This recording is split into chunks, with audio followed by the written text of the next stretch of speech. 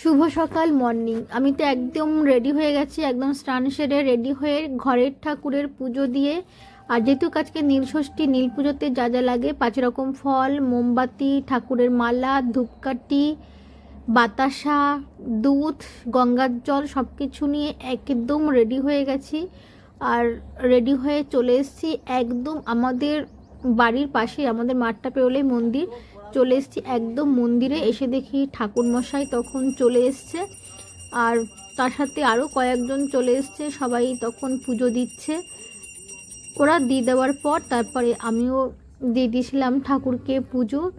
ব্রাহ্মণ মশাই এসছে, আমি যখন গেছি পুজোতে তখন বাজে 8:30। ব্রাহ্মণ ঠাকুর একবার আসবেন 8:30টায় সকালবেলায়, আর আসবেন বিকেলবেলায় 4টের সময়, আর একবার সন্ধ্যার সময়। এতক্ষণ উপোস করে থাকা আমার পক্ষে সম্ভব না, তার জন্য আমি চলে এসেছি একদম সকালবেলাতেই পুজো দিতে। আর সকালবেলায় পুজো দিয়ে ঠাকুরের ওই মন্দিরে যখন আসি না, ধূপকাঠির গন্ধ, পুজোর যে একটা পুজো পুজো ভাব, সেটা কিন্তু সত্যিই খুব ভালো লাগে। আর নীলষষ্ঠী পুজো করা হয় সন্তানদের মঙ্গল কামনার জন্য। আমি ঠাকুরকে বলি যে সবাইকে ভালো রাখো, সুস্থ রাখো, সবার মনের ইচ্ছা পূরণ করো।